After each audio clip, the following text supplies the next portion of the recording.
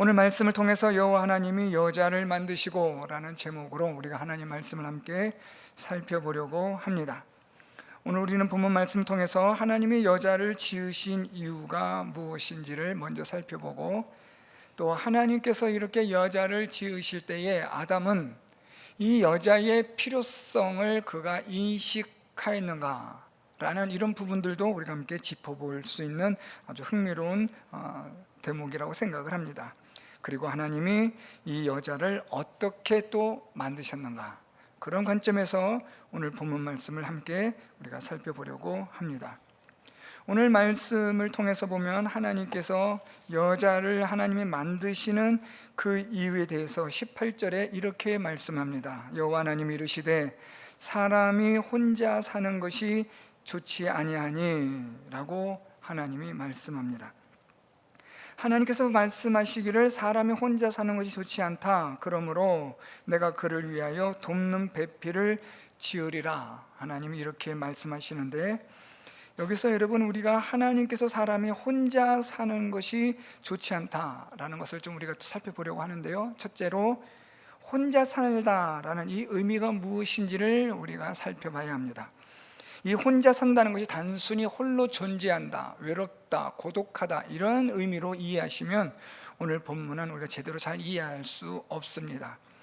오늘 하나님께서 혼자 사는 것이 좋지 않다라고 말씀하실 때 이 혼자 살다라는 이 의미는 관계론적 존재로서의 사람이 바른 그런 사람의 기능을 구현할 수 없다, 실현할 수 없다라는 뜻입니다. 다시 말하면 하나님께서 사람을 창조하셨는데 하나님의 형상과 모양대로 하나님이 지으셨고 창조하셨습니다. 그 사람은 어떤 존재이냐? 하나님의 형상과 모양대로 지음을 받은 존재인데, 그는 관계를 맺는 그런 인격적 존재라는 겁니다. 그래서 여러분, 하나님은 창조하신 하나님의 창조물 중에 하나님과 유일하게 인격적 교제를 나눌 수 있는 존재가 바로 사람입니다. 사람 외에는 하나님과 어떤 교제가 가능하지 않습니다. 그래서 하나님은 오늘 혼자 사는 것이 좋지 않다라고 말씀할 때 이 의미는 이 사람이 관계론적 존재, 인격적 존재로서 살아가는 일에 있어서 좋지 않다, 관계를 맺는 자가 있어야 한다, 인격적인 교감과 공감과 소통하는 자가 있어야 한다 라는 의미로서의 혼자 사는 것이 좋지 않다라는 뜻입니다. 두 번째 이어서 살펴볼 것은 좋지 않다라는 말씀입니다.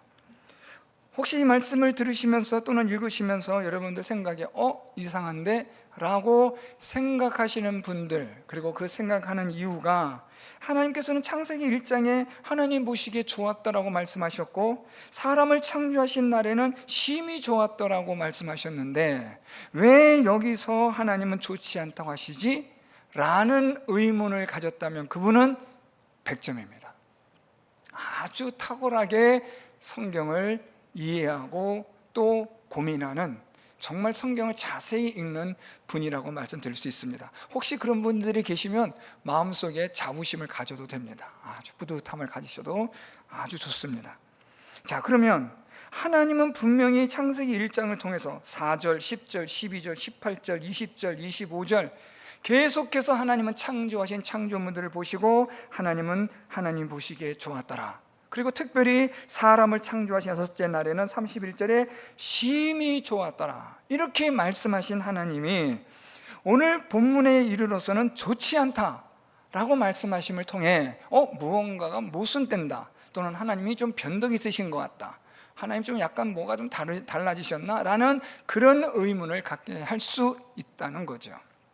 그렇지만 우리가 이 본문에서 하나님께서 좋지 않다라는 이 의미를 우리가 제대로 잘 이해를 한다면 하나님에게서의 어떤 모순이나 하나님에게서의 어떤 변심이나 이런 것들은 전혀 발견할 수 없습니다.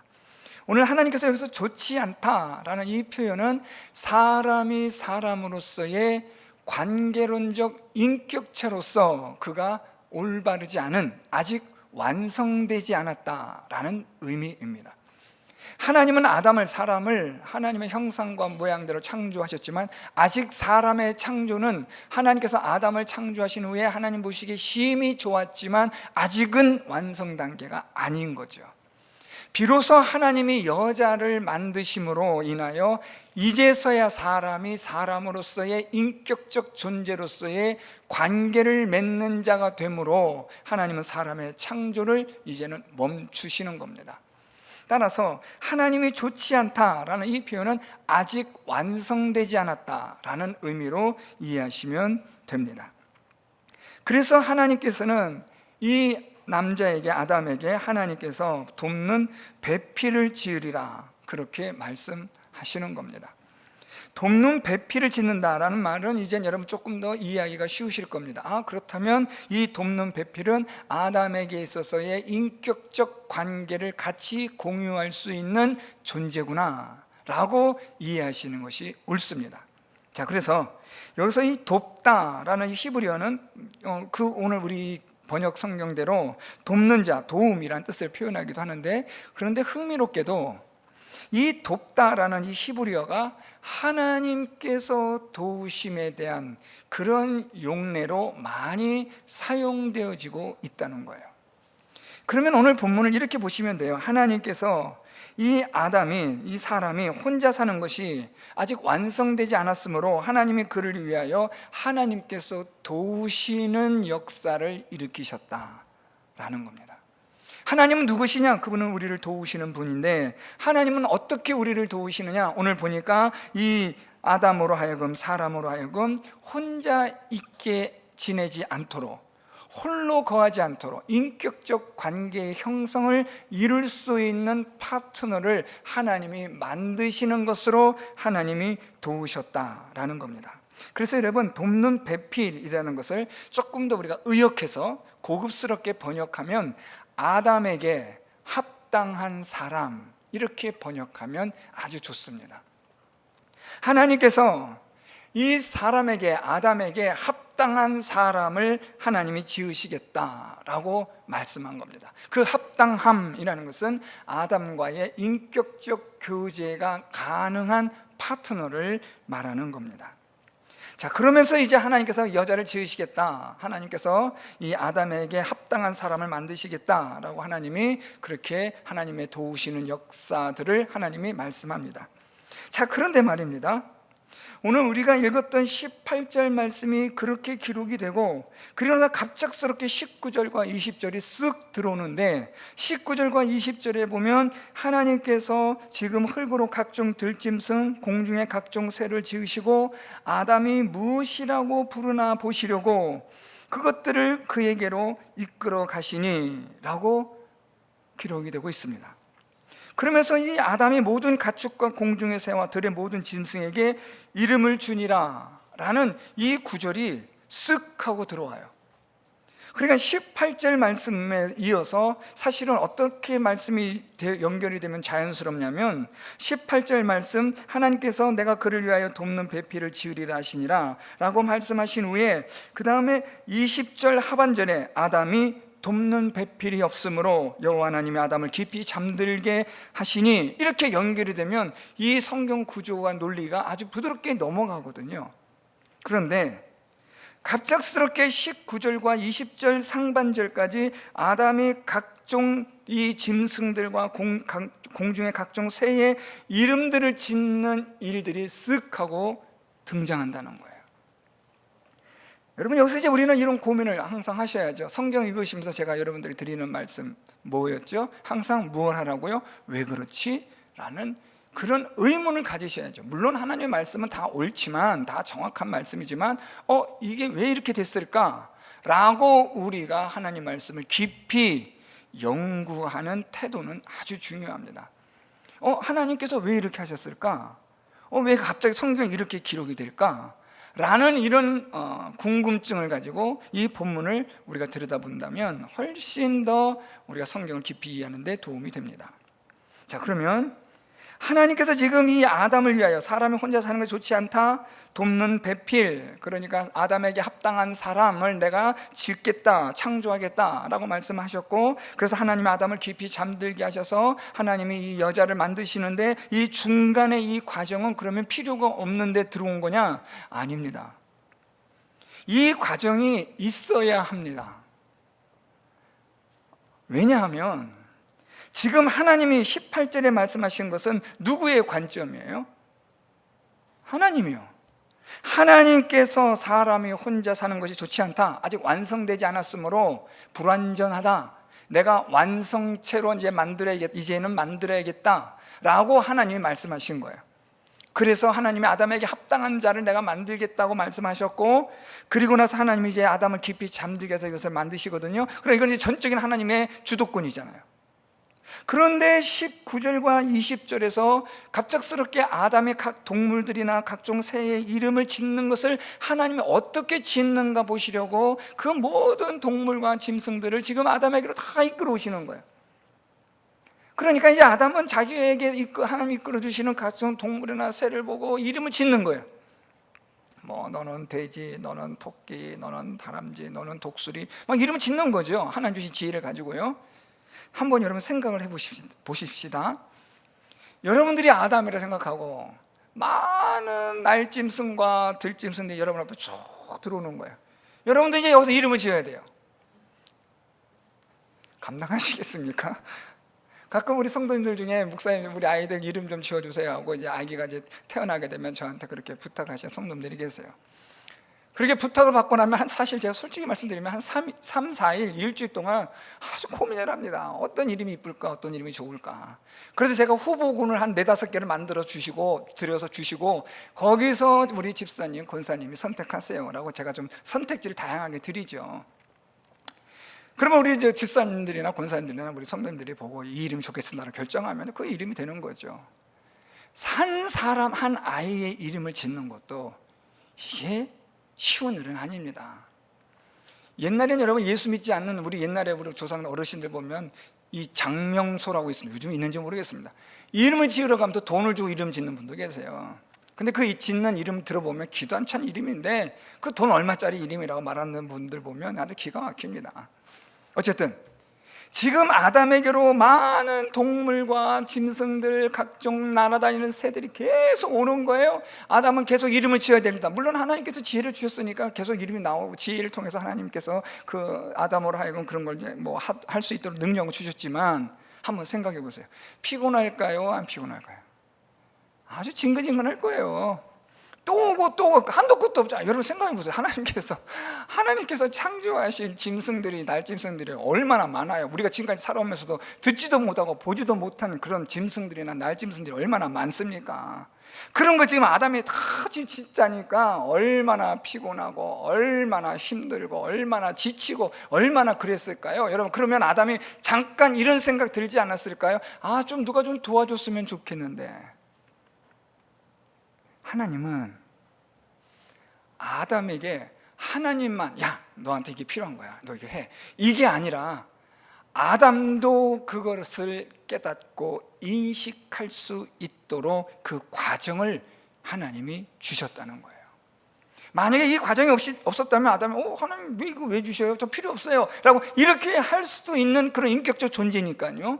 물론 하나님은 완전하시기 때문에 아담이 그렇게 말할 수는 없지만 우리의 인식이 있어야 되고 우리의 필요가 있어야 되고 우리에게 있어서의 공감되어지는 것들이 있어야 한다는 거예요. 왜냐하면 하나님 우리를 어떻게 만드셨어요? 인격적 존재로 만드셨기 때문에 당연히 우리는 그런 존재입니다. 로봇이 아니에요. 인공지능이 아닙니다. 뭐 AI 같은 이런 게 아니에요. 입력하는 대로 나오는 게 아니라 하나님이 주신 말씀을 가지고 인격적으로 하나님과 교감할 수 있는 존재가 영적인 존재인 사람이거든요. 그래서 하나님은 지금 아담에게 이런 많은 짐승들의 이름을 짓게 하시면서 아담에게 무엇을 절감하게 하시느냐? 좀 누가 나랑 같이 이 일을 했으면 좋겠다라는 필요성에 대한 절감을 이 과정을 통해서 알게 하시는 거죠. 왜냐하면 여러분, 제가 이렇게 말씀드리면 에이 하시겠지만 아니에요. 여러분 보세요. 아담이 이렇게 필요성을 절감했다는 구절이 나와요. 자, 오늘 말씀 보면 우리 23절 말씀 먼저 읽을까요? 하나님께서 여자를 아담에게 좀 데리고 오세요. 이끌어 오세요. 그랬더니 아담이 무슨 말이에요? 23절 아담이 이르되 이는 내 뼈 중에 뼈요 살 중에 살이라. 여러분 이 표현을 어떻게 읽으세요? 아담이 그냥 자기 여자 보고 야, 내 뼈 중에 뼈요 살 중에 살, 뭐 이런 어떤 엄중하고 장엄한 이런 의미를 이해하세요? 이걸 조금 약간 좀 우리식 표현으로 얘기하면 이야, 때마침 기가 막힌 사람 하나님 주셨구나. 그래요, 하나님 이 사람이 필요한 거예요. 나와 같은 사람이 하나님 있어야 됐어요. 하나님 정말 감사해요. 그러니까 여러분 오늘 이 내 뼈 중에 뼈 살 중에 살이라는 말은 하나님께서 주신 것에 대한 감사, 찬양, 기쁨, 즐거움, 감탄, 뭐 그냥 뭐 펄쩍펄쩍 뛰는 거죠 지금. 왜요? 그만큼 필요했거든요. 여러분 아이들에게, 자녀들에게 무슨 선물 줄 때 아이들이 뭐 저도 그냥 시큰둥하게 이거 뭐 이거 있는데 뭐 하고 이렇게 받으면, 반응하면 여러분들 마음이 어떠세요? 돈 버렸죠. 아이고 저거 괜히 했다 싶죠. 딱 주었는데 아이가 펄쩍펄쩍 뛰고 좋아한다면 주는 사람의 마음은 얼마나 더 좋을까요? 여러분? 원래 여러분 받는 사람보다 주는 기쁨이 더 큽니다. 하나님은 지금 이 아담이 이렇게 기뻐하고 좋아할 줄을 아시고 아담에게 이런 필요한 과정들을 만드셨다는 거예요. 그러니까 여러분 우리 하나님이 얼마나 세밀하시고 얼마나 기가 막히신 우리 하나님이신가를 한번 보세요.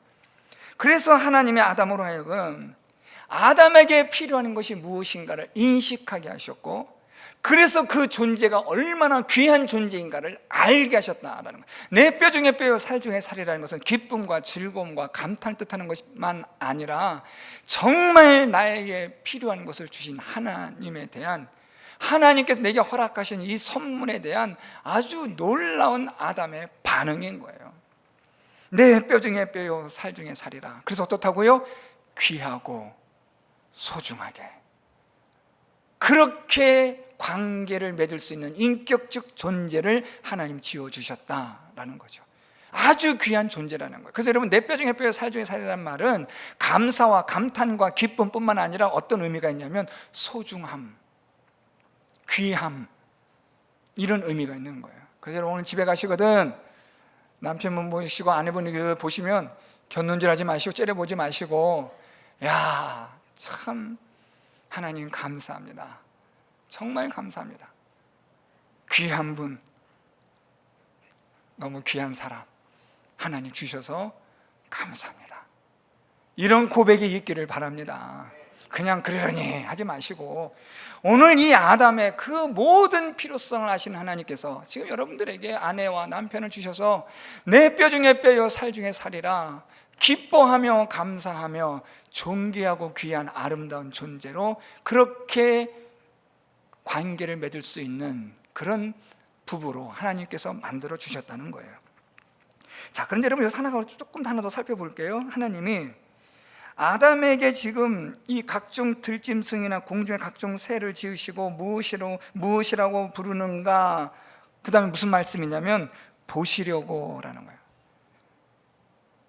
그러니까 지금 여러분 아담은 하나님께서 주신 지혜를 가지고 또 하나님께서 주신 위임, 모든 것들을 다스리고 통치하고 정복하고 모든 것들에 대하여 하나님께 주신 그 위임을 받아서 지금 아담은 이름을 짓는 거예요. 이름을 짓고 하나님께 이끌어 주시는 대로 그가 보고 얘는 이름을 이런 걸로 하면 좋겠다라고 선택과 결정하는 모든 일들을 아담이 임의로 하나님 주신 권위를 받아서 그가 행하고 있거든요. 자, 그런데 이 모든 일을 아담이 하는데 하나님 어떻게 하신다고요? 그것을 어떻게 하신대요? 보신다는 거예요. 여러분 이건 좀 중요합니다. 오늘 이 본문을 가지고 제가 좀 고민했어요. 이 구절 때문에 이것을 2주간을 나눠서 이번 주 다음 주로 나눌까 하다가 그냥 뭐 또 너무 길게 하면 또 좀 그렇겠다 싶어서 그냥 같이 하나로 나가지만, 하나님께서 우리에게 맡겨주신 것에 대해서 하나님이 어떻게 하시는가 주목하고 보세요. 이걸 어떻게 다루는지 어떻게 쓰는지 하나님이 그걸 지켜보신다는 거예요. 사실 여러분 이 표현은요 물론 하나님께서 아담을 향해서 무슨 뭐 감시자, 감독자 이런 의미는 아니지만 여기는 어떤 의미가 담겨 있냐면 책임이라는 게 있어요. 아담이 무슨 이름을 짓든 하나님은 아담에게 다 맡기셨기 때문에 하나님은 야 그거 틀렸어, 안 돼, 이걸로 해, 이러지 않으세요. 하나님은 아담에게 위임하셨고 다스리게 하셨고 정복하게 하셨기 때문에 아담이 결정하고 선택하는 것에 대해서 하나님은 허용하고 인정하세요. 내가 너에게 맡겼으니까 그래, 네가 원하는 대로 해라, 선택해라 라고 말씀하지만 문제는 뭐냐면 하나님이 그 모든 것들을 지켜보신다는 거죠. 그렇기 때문에 여러분, 하나님이 내게 주신 것에 대해서 내가 마음대로 할 수가 있어요, 없어요? 없죠. 왜요? 하나님이 지켜보고 계시기 때문에. 그래서 어떻게 해야 된다는 거예요? 하나님의 뜻에 합당하게 내게 주신 것들을 바르게 사용해야 한다라는 이런 의미가 있는 겁니다. 여러분, 오늘 이 본문 말씀을 여러분 우리가 여기까지만 하고 다음 시간에 계속 해야 될 것 같습니다. 시간이 아무래도 많이 가서. 자, 그래서 여러분 오늘 본문 말씀을 보면 결국 이겁니다. 여러분, 하나님께서 여자를 지으신 이유가 무엇인가? 하나님은 이 여자를 지으심으로 아담이 여자와의 관계론적 인격적 존재로서의 완성을 위하여 하나님이 여자를 지으셨다라는 겁니다. 하나님의 지으심에는 실수가 없지만 아직 완성되지 않음에 대한 것을 말씀하신 것이고, 이제는 여자를 하나님이 지으심으로 말미암아 사람이 비로소 완전한 자가 되었다, 완전한 사람이 되었다라는 것을 우리는 오늘 성경을 통해서 알 수 있습니다. 이제 이것은 여러분 우리가 아마 다다음 주에 살펴볼 내용이 될 텐데요, 2장 마지막 우리 24절과 25절 말씀에 보면 이 남자와 여자에 대한 관계를 이야기해 줘요.